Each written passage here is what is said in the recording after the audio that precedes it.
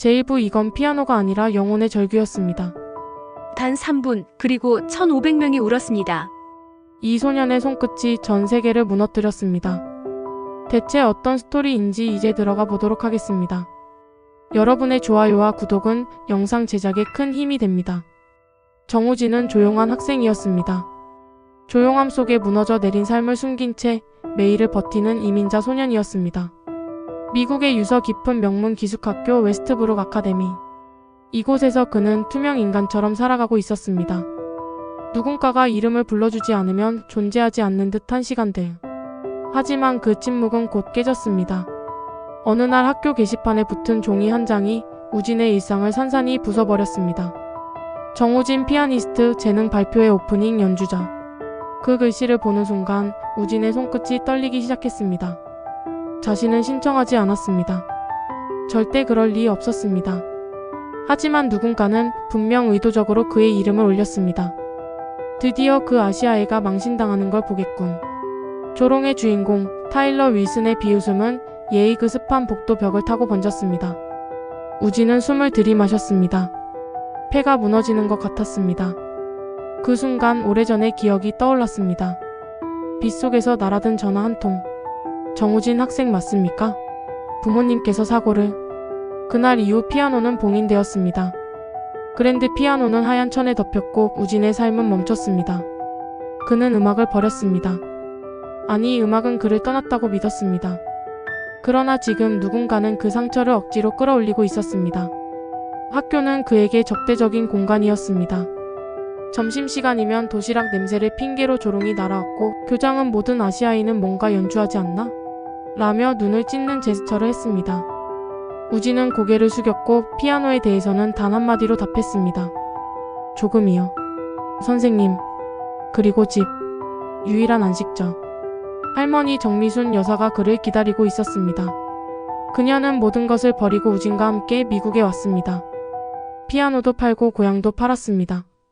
하지만 결코 손자의 마음까지 팔 수는 없었습니다. 우진아, 오늘은 어땠니? 내일 설명해 드릴게요. 지금은 쉬고 싶어요. 저녁 밥상 위엔 된장찌개의 향이 퍼졌고 그 속에서 우진은 부산의 석양을 떠올렸습니다. 그곳엔 어머니가 있었습니다. 매일 피아노 앞에 앉아 연주하던 어머니. 쇼팽의 녹턴을 치며 그를 바라보던 따뜻한 미소. 이제 그녀는 없었습니다. 그리고 그는 더 이상 연주하지 않기로 다짐했었습니다. 어머니와 함께 사라진 세계. 피아노는 그저 고통의 증명서였습니다. 하지만 그의 마음속 깊은 곳에 무언가가 고개를 들기 시작했습니다. 그것은 울지 못한 울음, 치지 못한 마지막 곡, 전하지 못한 사랑이었습니다. 웨스트브룩 아카데미의 벽돌 건물은 햇살을 받으며 빛났지만 그 안에서 우진은 짓눌려 살고 있었습니다. 그런 그에게 유일하게 손을 내민 이는 영문학 선생님 캐서린 모리슨이었습니다. 그녀는 우진의 내면을 알아보았습니다. 수업이 끝난 후 그녀는 말했습니다. 문학은 언어를 넘어선단다, 우진. 감정은 모든 언어로 번역될 수 있어. 그 말이 작지만 단단한 씨앗이 되어 우진의 마음에 심어졌습니다. 그리고 피아노. 밤이 깊어지던 어느 날 그는 학교 음악실에 홀로 남았습니다. 처음으로 그랜드 피아노 앞에 섰습니다. 그것은 어머니의 피아노만큼 웅장하지 않았지만 묘하게 비슷한 감정을 불러일으켰습니다. 그는 손끝으로 건반을 스쳤습니다. 마치 오래전 잊어버린 친구를 다시 만난 듯한 떨림. 소리가 울려 퍼졌고 그 한 음이 그의 심장을 두드렸습니다. 바로 그때 문이 열렸습니다. 모리슨 선생님이 그를 지켜보고 있었습니다. 연주할 줄 아니? 조금이요. 오래전에. 그녀는 다정히 말했습니다. 넌 피아노를 칠 수 없어. 그건 알아. 하지만 연주하고 싶은 마음이 있는 건 더 잘 알아. 그 말에 우진은 피아노에 다시 손을 올렸습니다. 쇼팽의 녹턴.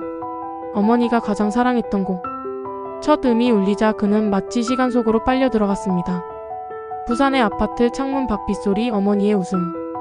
음악은 흘렀고 감정은 터졌습니다.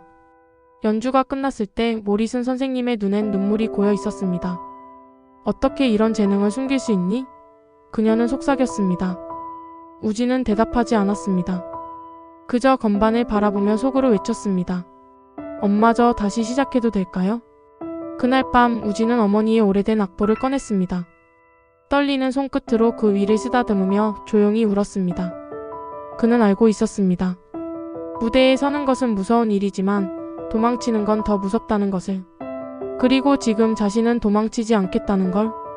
피아노를 다시 시작한 순간 우진의 인생은 다시 쓰이기 시작했습니다. 이 이야기는 아직 시작일 뿐이었습니다. 제2부 무대 위에서 시작된 기적. 정우진은 무대에 서기로 결심했습니다. 그것은 단순한 발표의 참가가 아니었습니다. 그는 어머니의 죽음 이후 봉인해 두었던 피아노를 다시 꺼내기로 했고 자신의 상처를 드러내기로 한 것입니다. 누구도 기대하지 않았던 무대, 모두가 조롱을 기대하던 그 발표회에서 우진은 연주를 하기로 마음먹었습니다. 자신이 누구인지, 어떤 음악을 품고 있는지를 세상에 보여주겠다는 결의였습니다. 하지만 그 결심을 시험하려는 이들이 있었습니다. 타일러 윌슨. 웨스트브룩 아카데미에서 가장 영향력 있는 학생 중 하나였으며 우진을 중국인이라며 비하했던 인물입니다. 그는 우진의 연주를 내기거리로 삼고 무대 위에서 그가 얼마나 버틸 수 있을지를 친구들과 조롱 섞인 대화를 나누었습니다. 어떤 이는 1분도 못 갈 것이라 웃었고 어떤 이는 우진의 이름이 발표되는 순간부터 웃음거리가 될 것이라고 장담했습니다. 우진은 알고 있었습니다. 그들이 기대하는 것은 그의 실패라는 것을. 그러나 그는 흔들리지 않았습니다. 자신도 모르게 손가락은 다시 건반 위를 떠올리며 움직이고 있었고 그의 마음속 깊은 곳에서는 어머니의 목소리가 들려왔습니다. 음악은 너의 목소리야, 우진아. 숨기지 말고 전해주렴. 그때 한 사람이 조용히 우진에게 다가왔습니다. 소피아 브라운. 바이올린을 전공하는 재능 있는 여학생이자 웨스트브룩 후원자 가문의 자녀였습니다. 우진과는 전혀 다른 세계의 사람이었지만 그녀는 우진의 연주를 우연히 들은 후 감동을 받았고 그를 이해하려 노력했습니다. 부탁해, 계속 연주해줘. 그녀는 피아노에서 몇 걸음 떨어진 곳에 앉아 조용히 말했습니다. 우진은 놀랐지만 다시 손을 얹었습니다. 그는 자신이 작곡한 곡을 조용히 연주했고 소피아는 눈을 감은 채 한 한 음을 가슴으로 들었습니다. 연주가 끝났을 때 그녀는 물었습니다. 이 곡은 무엇에 관한 거야? 어머니에 관한 곡입니다. 돌아가셨어요. 2년 전 그날 이후 피아노를 치지 않았어요. 소피아의 눈빛이 부드러워졌습니다. 그녀 역시 외로웠던 것입니다. 언제나 바쁜 부모님 사이에서 자신이 음악을 통해 연결되는 유일한 창구라 믿고 있었습니다. 타일러가 널 망신 주기 위해 계획한 거 알아. 그들에게 이기자. 우리 함께 무대에 서자. 우진은 믿을 수 없었습니다. 웨스트브룩에서 가장 인기 있는 소피아가 자신과 무대에 서겠다고 한 것입니다.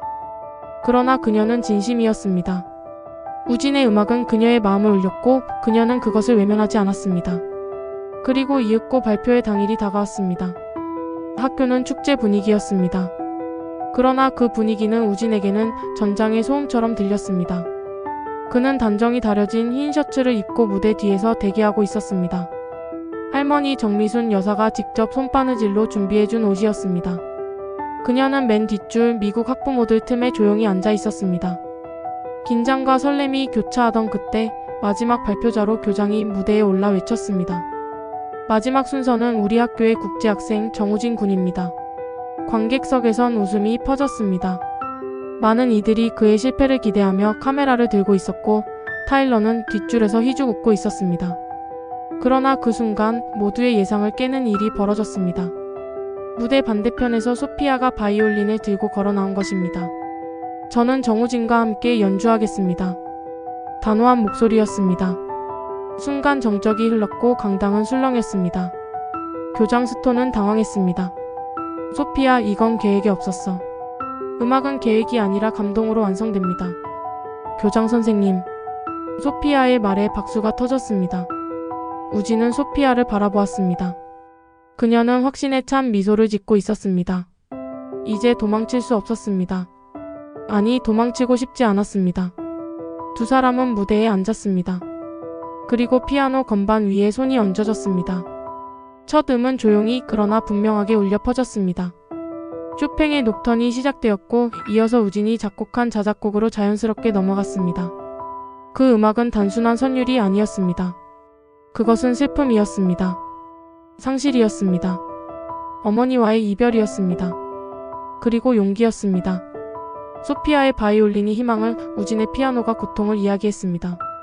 두 악기가 서로를 보듬으며 연주되었고 관객들은 숨을 죽였습니다. 시간은 3분. 단 3분이었습니다. 그러나 그 시간 동안 1,500명은 울었습니다. 사람들은 휴대폰을 꺼내 엄마 사랑해요 라는 문자를 보냈고 어떤 이는 어머니에게 전화를 걸어 고맙습니다 라고 말했습니다. 우진은 그 광경을 몰랐습니다. 그는 오직 건반 위에 어머니만을 생각하고 있었습니다. 연주가 끝났습니다. 순간의 침묵.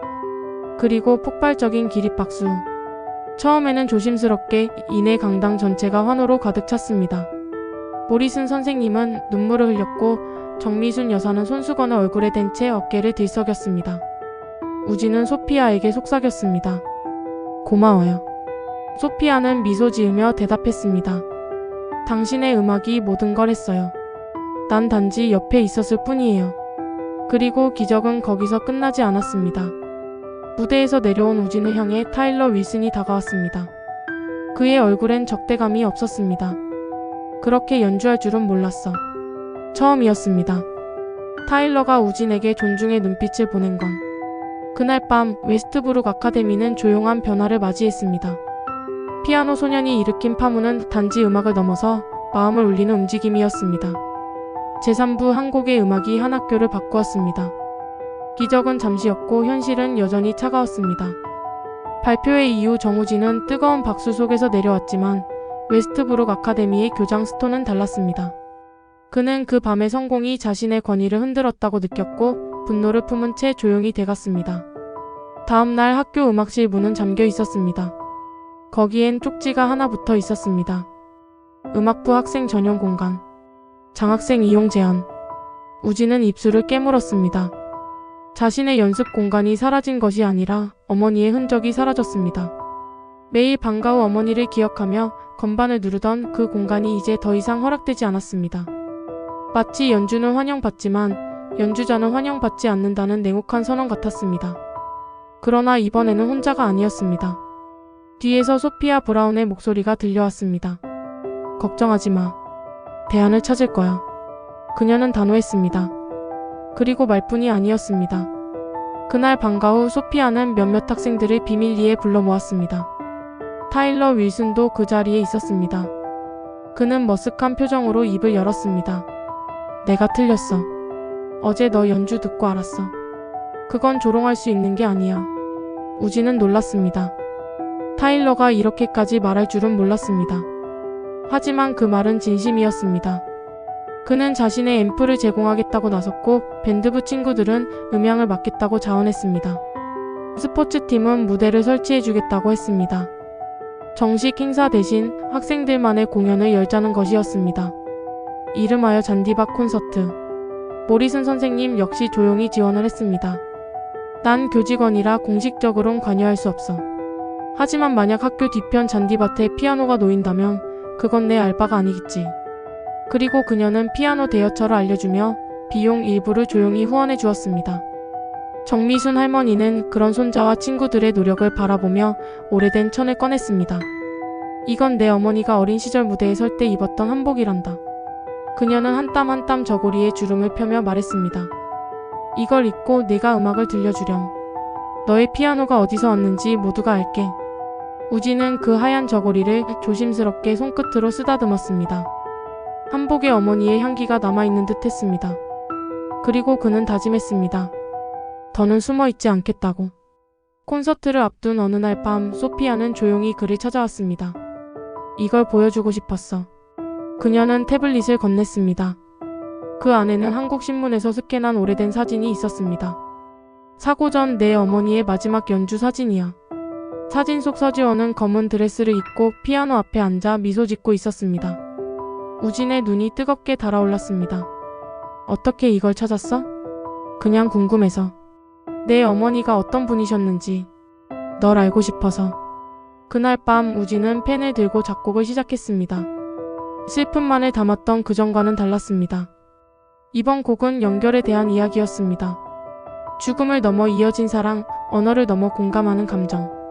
그는 한국의 전통 선율과 서양 클래식의 화성을 혼합했습니다. 그렇게 탄생한 곡의 제목은 두 세계 사이에서였습니다. 다음 날 모리슨 선생님이 연습을 듣고 말했습니다. 이건 너의 최고의 작품이 될 거야, 우진아. 잔디밭 콘서트 하루 전 스톤 교장은 우진을 사무실로 불렀습니다. 그 공연은 승인된 바 없어. 참여할 경우 규정 위반으로 간주할 거야. 음악원 진학에도 영향 줄 수 있지. 하지만 이번에 우진은 흔들리지 않았습니다. 존경하는 마음으로 말씀드리자면 음악은 위반이 아닙니다. 음악은 다리입니다. 스톤 교장은 아무 말도 하지 못한 채 우진의 등을 바라보았습니다. 그리고 마침내 콘서트 당일 수백 명의 사람들이 학교 뒤편 잔디밭에 모였습니다. 허가받지 않은 공연이라는 소문이 퍼지며 많은 학부모와 지역 주민들까지 모여들었습니다. 조명이 비추는 야외 무대 위 검은색 그랜드 피아노가 놓여 있었습니다. 그 앞에 하얀 저고리를 입은 정우진이 섰습니다. 그는 마이크 앞에 섰습니다. 이 곡은 제 어머니를 위한 곡입니다.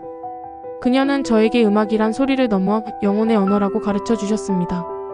오늘 이 무대는 그녀와 그리고 여러분 모두를 위한 것입니다. 그리고 연주가 시작되었습니다. 소피아의 바이올린이 먼저 울렸고 이어 피아노가 화답했습니다.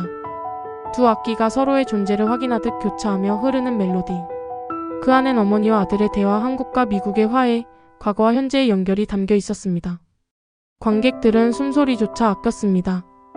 어떤 이들은 눈물을 흘렸고 어떤 이들은 휴대폰을 꺼내 엄마 사랑해요 라는 메시지를 남겼습니다. 연주가 끝나자 정적이 흘렀습니다. 그리고 천둥 같은 박수. 그날 밤 웨스트브룩의 잔디밭은 역사에 남을 무대가 되었습니다. 그리고 정우진, 그는 더 이상 투명한 존재가 아니었습니다. 그는 이제 하나의 이름이었습니다. 음악으로 공동체를 만든 사람. 사람들을 울게 만든 소년. 그리고 한 학교를 바꾼 음악가였습니다. 제4부 그날의 연주는 끝나지 않았습니다. 잔디밭 콘서트가 끝난 다음날 정우진은 낯선 학교에 들어선 듯한 기분이 들었습니다. 어제까지 그를 조롱하던 복도의 시선은 오늘 따뜻한 인사와 눈빛으로 바뀌어 있었습니다. 저기 피아니스트가 온다. 누군가 속삭였고 이제 그는 중국인이 아니라 정우진이라는 이름으로 피아니스트라는 호칭으로 불리고 있었습니다. 타일러 윌슨은 우진에게 다가왔습니다. 그의 표정은 어딘가 어색하고 진지했습니다. 네가 그렇게 연주할 줄은 몰랐어. 그리고 그동안 미안해.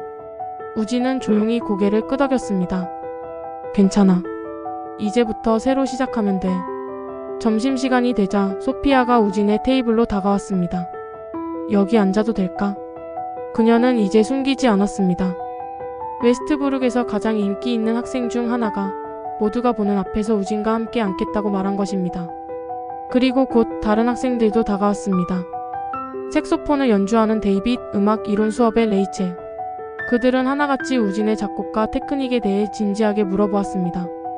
그 곡 말이야, 두세 개 사이에서 그 선율은 한국 전통 음악이랑 관련 있어? 우진은 처음으로 자신이 자란 문화를 설명했습니다. 정확히는 아니에요. 어머니가 가르쳐 주셨던 방식과 클래식을 혼합했어요.